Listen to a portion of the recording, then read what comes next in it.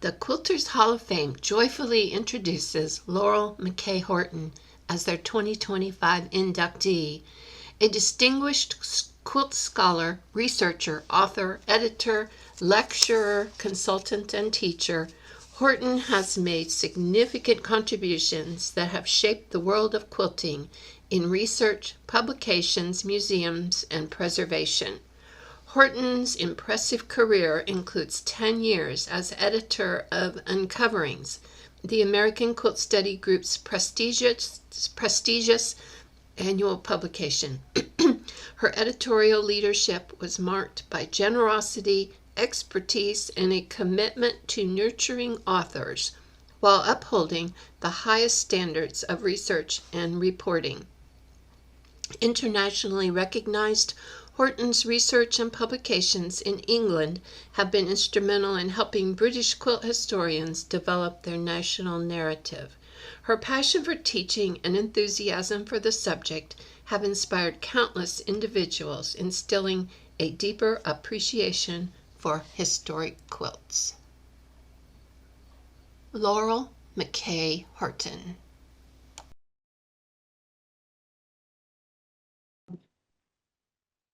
A lot of people are familiar with my research, or maybe research at all. So I wanted to share something that represented what I'm being inducted for, because being able to share my quilts with everybody, quilters and my colleagues who had no idea I made quilts alike, was icing on the cake. So anyway, this is what I do.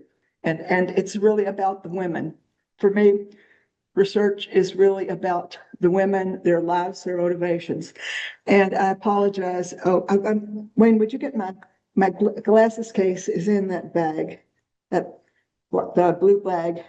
And I'm due for cataract surgery when I get home. We're going to have to now. So yes, yeah. Yes. Yep. Yeah, take those. Okay. All right, this will help. But I'm also not as good at reading. I need to read it because I can't do it off the cuff, and I'm a little hesitant in my being able to read words accurately. So I apologize for that, and I'll just keep going after I correct things. Okay. In 2005, having researched patchwork quilts for 30 years, I turned my attention to white whole cloth quilts. I knew that very little research had been published on them, and I realized that if I looked at white quilts, I would also need to look at embroidered and woven white bed covers, which are very similar in a lot of ways. So I've now spent 20 years examining and photographing these textiles, identifying and documenting the lives of the makers. And in the process, I've rediscovered a forgotten legacy of the work of early American women. This paper looks at the lives and legacies of two of these women, Maria Upshaw and Elizabeth O'Neill. And as we go through, I'm going to be talking about sort of their life stages kind of in parallel. So I'll be switching back and forth between the women's lives. And so there will be a little picture of Elizabeth when I'm talking about Elizabeth and her quilts, and that's Maria. Maria there. Maria Upshaw. Okay. And also, since these were early American women, there's a lack of photographs. So in the absence of photographs of actual places and people, I've located images from various sources to illustrate their stories. Yes, there's something. Yeah. Okay.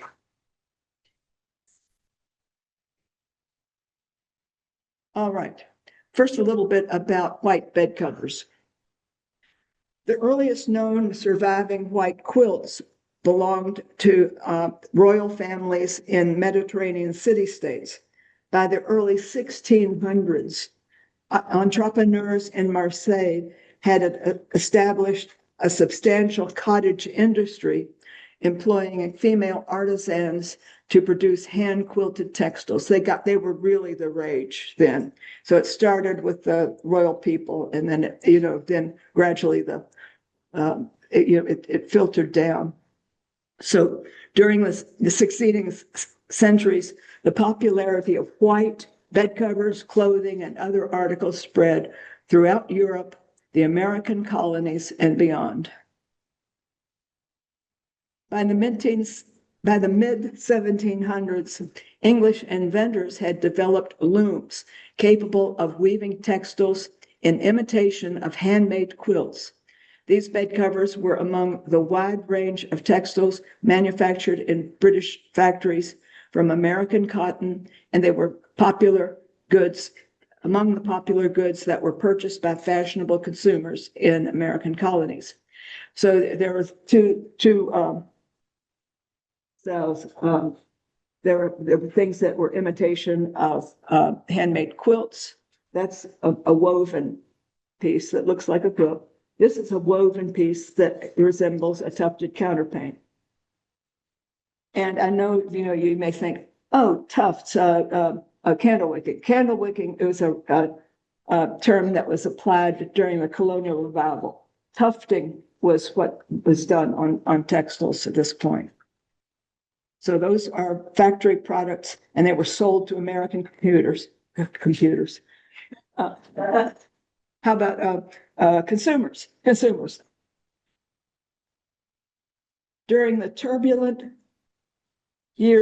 decades of the struggle for independence, American patriots supported an embargo of imported British goods, which include tea. We all heard about tea, but they also included textiles. So patriotic women who were accustomed to purchasing imported fabrics and fashions, learned to spin and weave instead. So they supported the embargo. With the end of hostilities, many Americans resumed their consumption of imported goods. Others, however, continued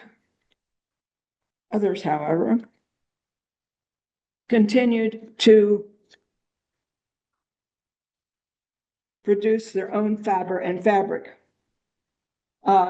According to Rolla Tryon, who was a historian, the revolution changed the South from a region depending almost wholly upon the outside world for manufactured commodities to one in which many of such commodities were made by the people in their homes or on their plantations. The white bed covers made by American women include whole cloth quilts, embroidered counterpanes, and woven counterpanes. The quilts generally contain a thin matting between two layers of fabrics. The designs are formed by the quilting stitches, and typically they are enhanced by the insertion of cording to create raised designs.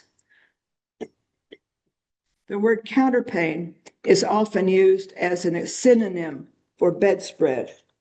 Throughout the 18th century, however, the term was applied specifically to a decorative bed cover, usually white, with a raised design. Embroidered counterpanes typically consist of a single layer of plain woven fabric embellished using thick yarn to create stitches, loops, tufts, or knots. Woven counterpanes are historically white with raised designs, which are created during the weaving process rather than being added later.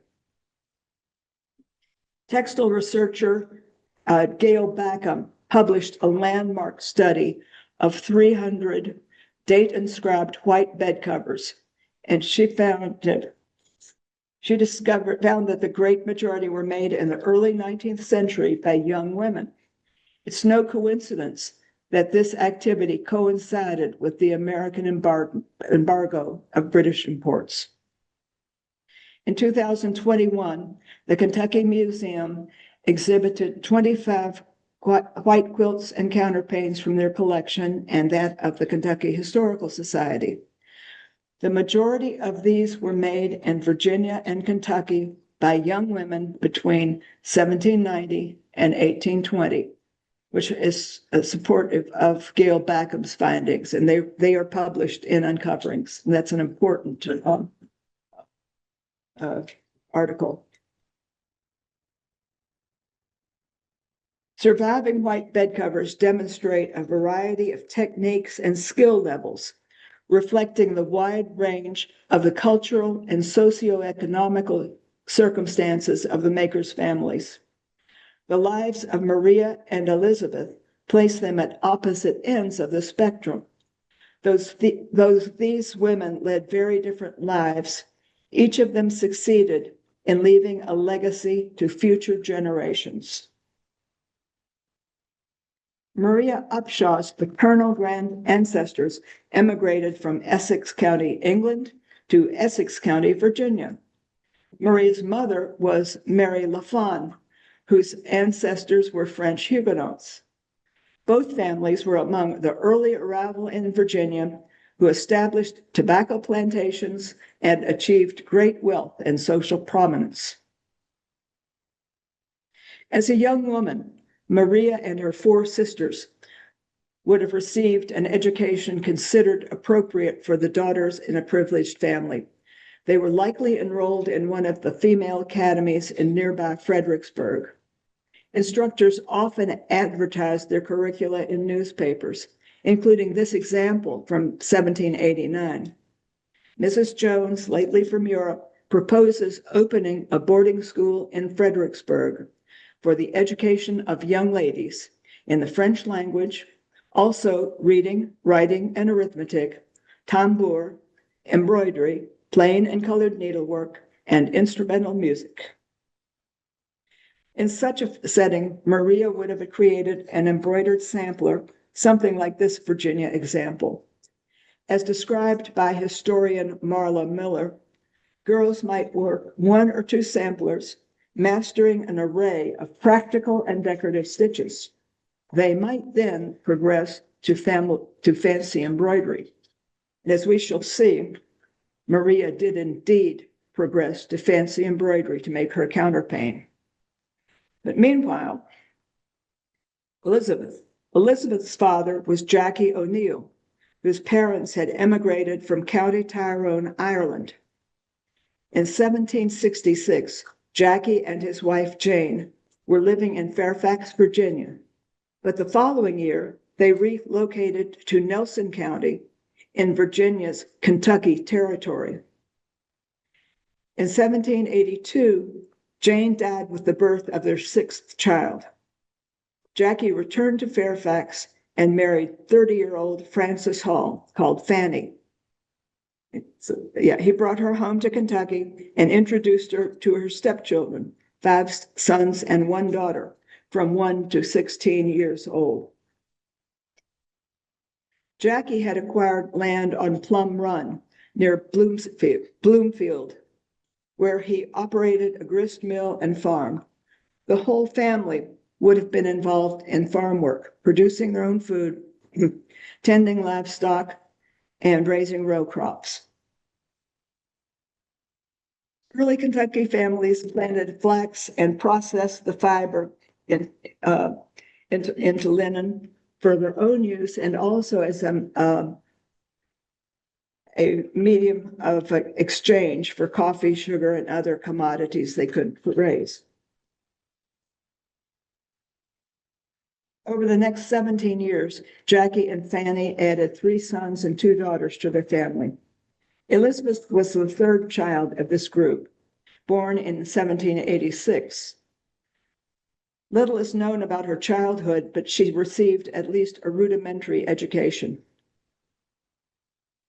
Instead of learning decorative embroidery, she learned the practical skills needed to transform fiber into cloth. Her mother taught Elizabeth to spin and weave on a Kentucky farm, valuable skills on a Kentucky farm for clothing a large family and for trade. In 1799, Fanny Hall O'Neill died at age 47. The following year, Jackie married Margaret Mills, age 20. By 1804, Margaret had borne 5 children, included one pair of twins. Also in 1804, Elizabeth's older sister Nancy married and left home. Elizabeth remained in the family home with her father, stepmother, and 6 younger brothers. In addition to weaving for the family, Elizabeth, age 18, used her mother's loom to weave a white counterpane for herself. Meanwhile, having honed her decorative skills in stitching a sampler, Maria spent countless hours creating a white embroidered counterpane. Her design is an arrangement of popular decorative elements of the period. As in the majority of Southern examples, her central motif consists of botanical elements emanating from a basket or urn. However, compared with the containers on other quilts and counterpanes, Maria's very small basket is utterly overpowered by the floral abundance that emerges from it. The extravagance of the center is encircled by a sweeping serpentine vine. Below the basket, the vine is rooted in a double bow knot, a distinctive motif shared by many Virginia counterpanes. Maria worked these motifs by drawing from a vocabulary of stitches she learned in school, including satin, padded satin, stem and chain stitches, French knots, and eyelets. Parts of her design were given added dimension by tufting, an embroidery technique influenced by the tufts in woven counterpanes. Maria's embroidered counterpane is one of many featuring floral baskets, serpentine borders, fanciful flora, and a variety of stitches. However, Maria's is one of the very few which are also quilted. After completing the embroidery, Maria added a plain woven backing and batting. Her layers are not simply attached, they are quilted all over with close rows of tiny stitches to create a stippled background for the embroidered motifs. Embellishing her counterpane with both embroidery and quilting doubled the amount of time and effort required, but Maria took no shortcuts. Her counterpane survives as a testament to her desire and determination to create something extraordinary. When the Kentucky Historical Society accessioned Maria's counterpane, it was described as it was described when it was donated as accessioned, which was after it was donated, hand-woven cotton with a white cotton backing. However, thanks to textile conservator Dr. Margaret Ordonez. Hi, Margaret. We were able to sample all of the different fibers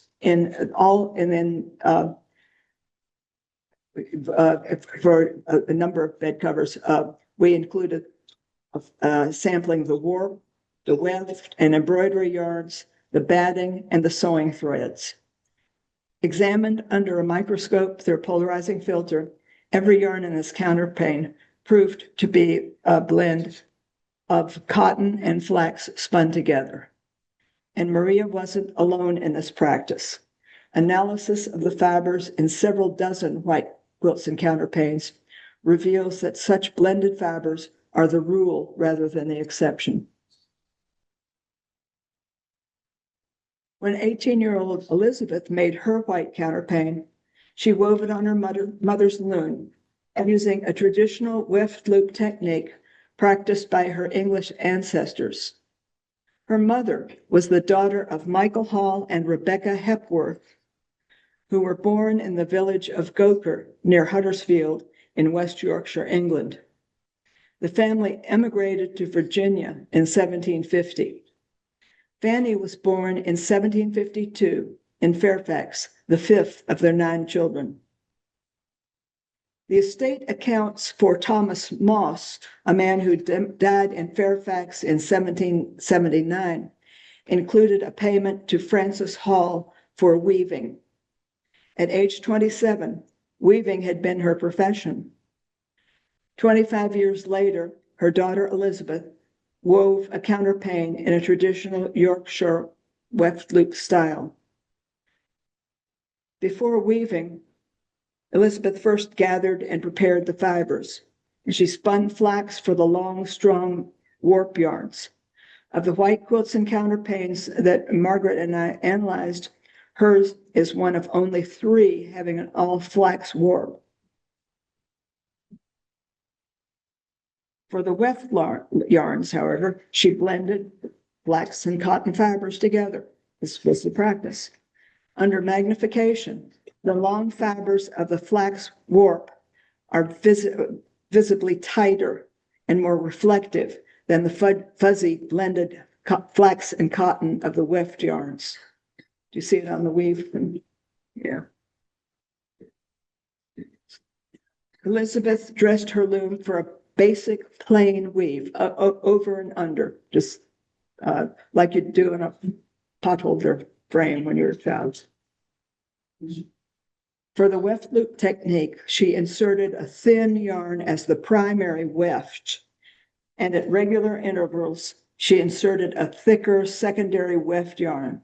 And before beating these yarns to secure them, she used a hook to pull the thick one into loops. And then she beat it so that they would stay put. Before beating, well, let's see, I said that.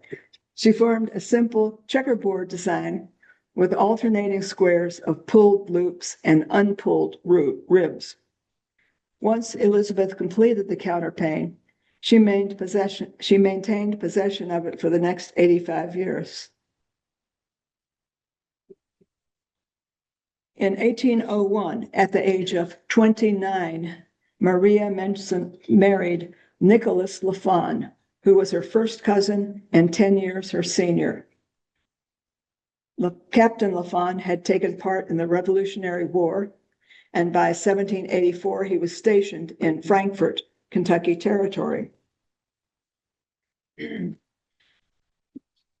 1792, Frankfort was selected as the capital of the new state of Kentucky. Nicholas had received land grants and had made a fortune in real estate. Thus established, he had returned to Virginia, married Maria, and brought her to Kentucky. Years later, Maria's granddaughter, Sally Jackson, recounted the story her grandmother told about her sojourn to Kentucky. They set out on their perilous journey over the wagon road, through the mountains, and across streams of the wilderness. Think of such courage and enterprise in a girl reared among the pleasures and luxuries of an Eastern Virginia plantation in that day, where every wish was gratified by parents grown rich from shipping tobacco to Europe and bringing back all the accessories of an elegant life. Maria's first child, James, was born in 1806 in Frankfort. The following year, the family moved to a farm in Woodford County, where daughter Mary Virginia was born in 1808, followed 2 years later by twins, Letitia and John. In the 1810 census, the Lafon household also included 9 enslaved laborers. Nicholas died in 1831, and Maria moved back to Frankfort. Daughter Mary Virginia, her husband, and their 2 young daughters took possession of the family farm. Sally, their 3rd daughter, was born there in 1836. As an adult, Sally Jackson recorded her recollections of her grandmother in a family history memoir. She was of a commanding height and majestic in appearance. She retained through life the fashion of dress worn by her when she left Virginia as a bride, the old Empire style, low neck and short sleeves. She was a woman of fine intellect. She said to me, If my father's daughters had been given an education at William and Mary that each of our brothers received, we would have been their superiors. As it was, we had the ordinary education of that day. Maria died in 1857 at age 85.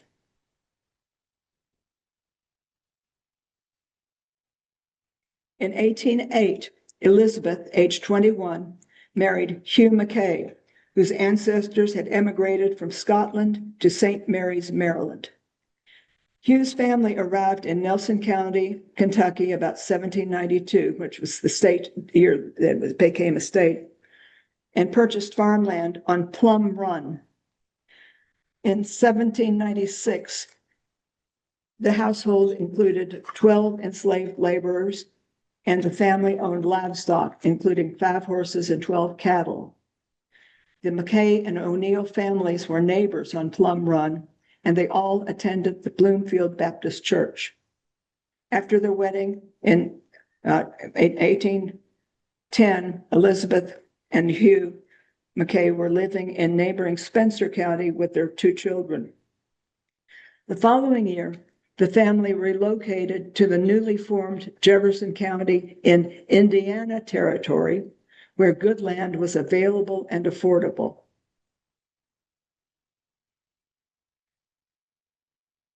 Hugh and Elizabeth had 6 more children during the 2 decades they lived in Indiana. Their eldest son, they recalled his childhood there. Our land ran to the creek, most of it being upland, but it was very rich.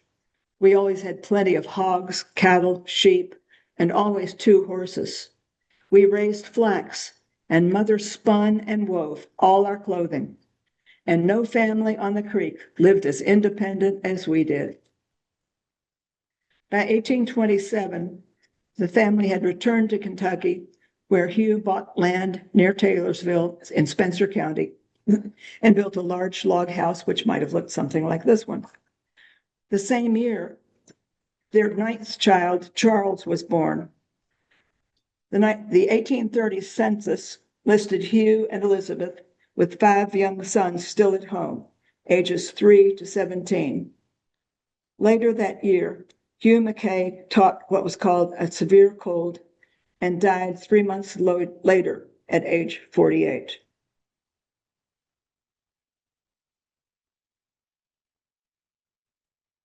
The 1840 census shows Elizabeth McKay as head of household in her Taylorsville home. Others in the home included her sons, Charles, 13, Ludwell, 17, and 24-year-old Allen and his family and his wife, Martha, who had married the previous year. By 1850, Charles had moved to Iowa, Ludwell married and moved to Bardstown, and Elizabeth, Allen, and Martha had the house to themselves.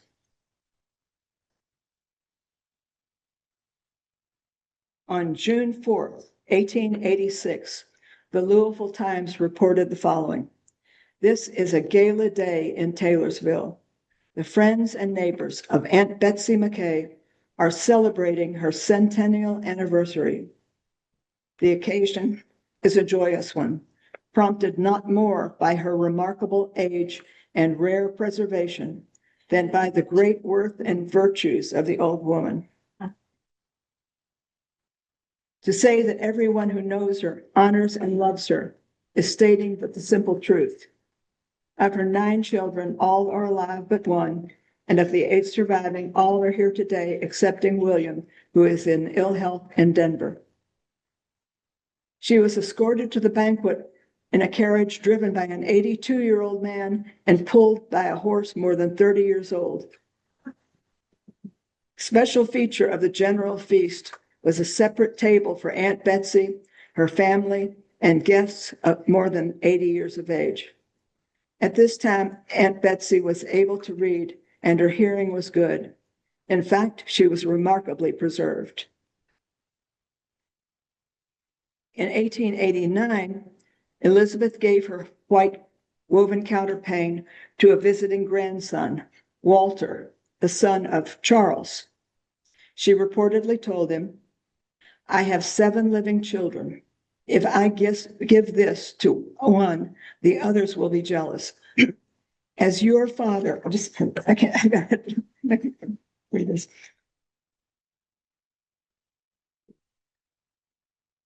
"As your father was my baby boy and my favorite, and you are the only one of his children, of his family, who ever came to see me, I am giving you this relic as a keepsake." On February 6, 1892, Elizabeth O'Neill McKay died at home at the age of 105. Maria's stories of her life in Virginia and her illustrious ancestors had a profound influence on her granddaughter's abiding interest in history. Sally Jackson was instrumental in the early development of the Kentucky Historical Society. In 1899, Sally was among the colonial daughters at the unveiling of the Centennial Cornerstone in Frankfort, Kentucky. The published report of the event included this item. One of the unique features of the decorations was a portiere formed of a quilt made by a lady who afterwards became one of the pioneer brides of Frankfort, Mrs. Nicholas LaFon.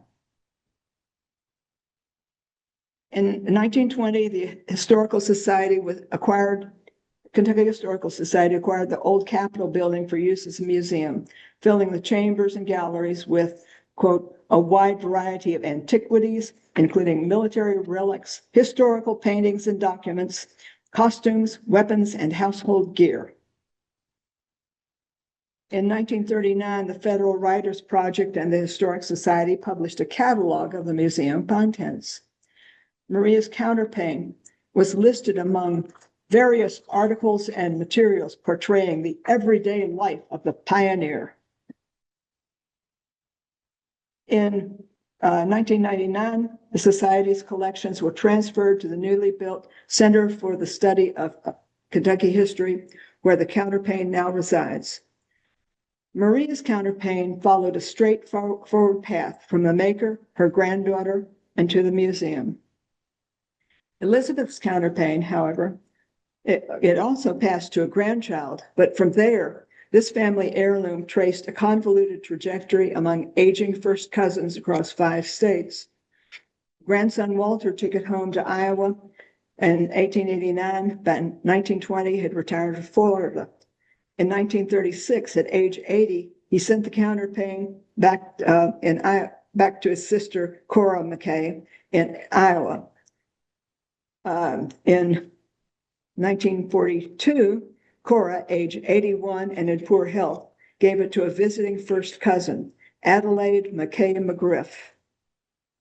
Back home in Illinois, Adelaide immediately wrote about the counterpane to her cousins, Elizabeth and Eileen Bryan in Louisville, Kentucky. "I would love to keep it the rest of my life, but life is uncertain. I want this to belong to the McKay family. I feel it should be handed down from one direct descendant to another. Will you please take the responsibility?" Elizabeth Bryan, named after her grandmother Elizabeth and called Bess, quickly responded, "I want you to know how honored we are that you ask us to keep the coverlet made by our grandmother McKay and arrange to place it in the hands of someone in the newer generation." In 1974, Bess and Eileen Bryan passed the counterpane to their niece, Marcia Bryan Horton, a great-great-granddaughter of the maker. When Marcia died in 2007, her daughter, Laurel McKay Horton, took the counterpane home to South Carolina. In 2019, the counterpane was cleaned and repaired by Margaret Ordonez. In the process, she discovered a bit of indigo yarn cut in the weft, a vestige of the twill woven fabric, probably a vestige of the twill woven fabric that we recognize today as blue jeans. In 2020, at age 216, the counterpane was placed in the collection textile collection of the Kentucky Museum. Descendants of the maker visited the museum's whitework exhibit in November 2021. A catalog of the exhibit is available on Amazon. You can also search Kentucky Museum, the words Kentucky Museum and whitework to access high-res images of individual pieces and take an amazing 3D gallery tour. Has anybody seen that one? Yeah. And it's pretty spiffy. Colonial Virginia had been a hotbed of revolutionary activity, and for the patriot families who had migrated to Kentucky, the promises of independence were further extended and intensified. Settlers were drawn by fascinating rumors of a new Eden in which a person could settle free of old legal and institutional entanglements on bounteous, productive soil. During the late 18th and early 19th century, women throughout the new American Republic understood their home production efforts as a patriotic act. Although women's lives were still confined to traditional roles and subject to legal and economic restrictions, they recognized that their labors contributed to the creation of a new society. According to Linda Kerber, women devised their own interpretation of what the revolution had meant to them as women. They began to invent an ideology of citizenship that merged the domestic domain of the pre-industrial woman with the new public ideology of individual responsibility and civic virtue. Each spinner was to feel strengthened by the sense that she was part of a long line of women stretching back to antiquity. For Kentucky women like Maria and Elizabeth, that interpretation included the home production of textiles as proof of their identity as citizens of the new republic and the new Eden. They recognized their counterpanes as material evidence of the significance of their lives and labors, and they convey the home production narratives along with the textile heirlooms to their descendants. Such narratives vary, but they typically state that the maker was involved in the preparation of the fiber, of the weaving, and the weaving of the fabric, and the needlework in some stage of those. So over time, these narratives shifted for succeeding generations. Stories of the struggle for independence focused on the activities of men as fathers of the country, and memories of the boycotts favored, and the notion that women's work might transcend the domestic sphere was forgotten. The colonial revival period in the late 19th century encouraged Americans to look to the past, believing that early historical figures and pioneer values needed to be esteemed by all who lived in the United States.